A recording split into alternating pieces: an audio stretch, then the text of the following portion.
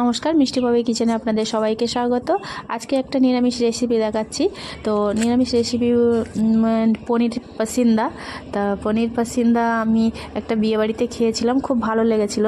তা সেই জন্য বাড়িতে একটু বানিয়ে নিলাম। নিরামিষ দিনে অনেকেই ভাবেছি কী রান্না করব, কিন্তু আমার আবার ভাবতে হয় না। নিরামিষে আমি বেশি তাড়াতাড়ি ফটাফট ভেবে রান্না করতে পারি।